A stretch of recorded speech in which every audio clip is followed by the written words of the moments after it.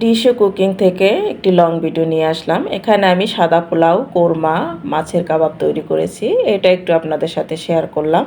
আমি যেভাবে আর কি রান্নাটা করেছি, আমি জানি আপনারা সবাই কম বেশি রান্নাবান্না করতে পারেন, তারপরেও আমি যেটা করেছি সেটাই একটু শেয়ার করলাম। আমি এখানে কিছু ব্রয়লার মুরগি কেটে ধুয়ে পরিষ্কার করে নিয়েছি, লবণ মাখিয়ে রেখে দিয়েছিলাম কিছু সময়। আর আমি তেলের মধ্যে বেরেস্তা ভাজি করেছিলাম, ওই তেলে আমি মুরগিটা হালকা করে একটু ভাজি করে নেব, এপাশ ওপাশ করে। এটা ভাজি করে নিলে ভালো হয় খেতে, মুরগিটা একটু শক্ত হয় আর ভালো লাগে খেতে। এই যে আমার ভাজিটা হয়ে গেছে, এভাবে হালকা একটু বাদামি কালার করে ভেজে নিতে হবে। ওই তেলের মধ্যে পেঁয়াজ বাটা, রসুন বাটা আর আদা বাটা দিয়ে একটু নেড়ে চেড়ে নেব। আর একটা ব্লেন্ডারের জারের মধ্যে আমি জিরা, পোস্তদানা, বাদাম, এলাচ, দারচিনি, জয়ফল, জয়ত্রী এগুলো দিয়ে একটু ব্লেন্ডার করে নেব। এই যে আমার ব্লেন্ডার করা হয়ে গেছে। এখন আমি ওই যে মশলাটা কষাচ্ছিলাম ওইটার মধ্যে এটা আমি ঢেলে দেব। এটা ঢেলে দিয়ে হালকা করে একটু আমি কষিয়ে নেব। আর অল্প একটু আমি টক দই দিয়ে দিলাম, আর ওই জারটা ধুয়ে একটু পানি দিয়ে দিয়েছি।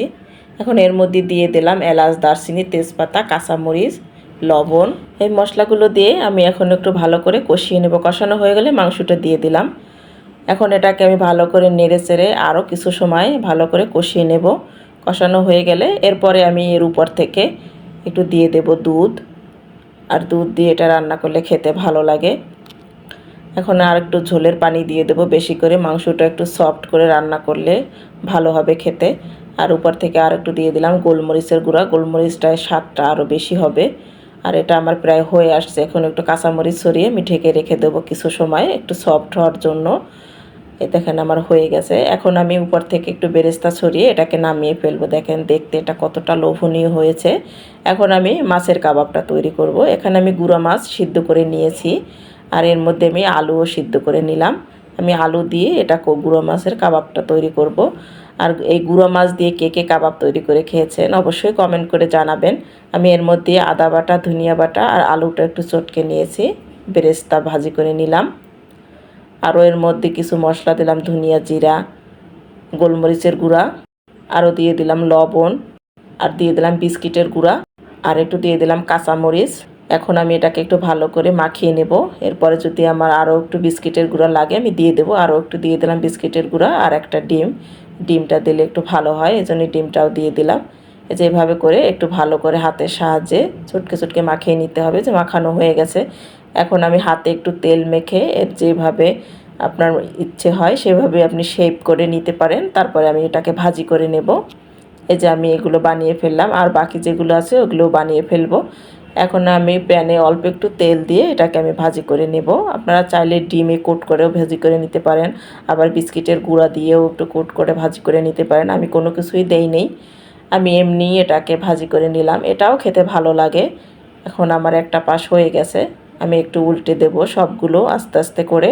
আর এইখানে একটু আস্তে আস্তে করে উল্টে দিতে হবে, কারণ এখনও এটা নরম আছে। আর চুলার আঁচটা অবশ্যই হালকা করে এটাকে সময় নিয়ে একটু ভাজি করতে হবে। আস্তে আস্তে এটা মুচমুচে হবে, আর মুচমুচে হলেই খেতে অসাধারণ লাগে। এই যে আমার ভাজিটা হয়ে গেছে, আমি এখন নামিয়ে ফেলবো। এটা কিন্তু অনেকটাই মুচমুচে হয়েছে, আর কালারটাও সুন্দর আসছে। এই যে আমার ভাজিটা হয়ে গেল।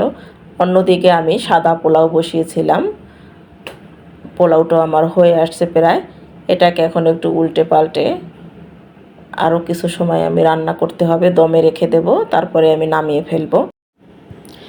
পোলাওটা আমার রান্না হয়ে গেছে। এখন আমি উপর থেকে একটু বেরেস্তা ছড়িয়ে এটাকে নামিয়ে ফেলবো।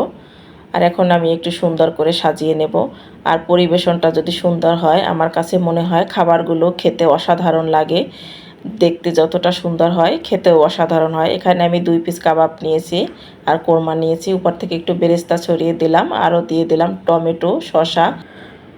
আর এই সালাদগুলো দিয়ে এই খাবারটা খেতে কিন্তু অসাধারণ লাগে। আর এক ফালি দিয়ে দিলাম লেবু, পেঁয়াজ, একটু কাঁচামরিচ। আর আমার এই সুন্দর সুন্দর ভিডিও পেতে আমার চ্যানেলটাকে অবশ্যই সাবস্ক্রাইব করে আমার পাশে থাকবেন। আর আমার ভিডিওটা কেমন হয়েছে অবশ্যই কমেন্ট করে জানাবেন। আর আপনারা ভালো থাকবেন, সুস্থ থাকবেন। এই তো এখানেই শেষ করলাম।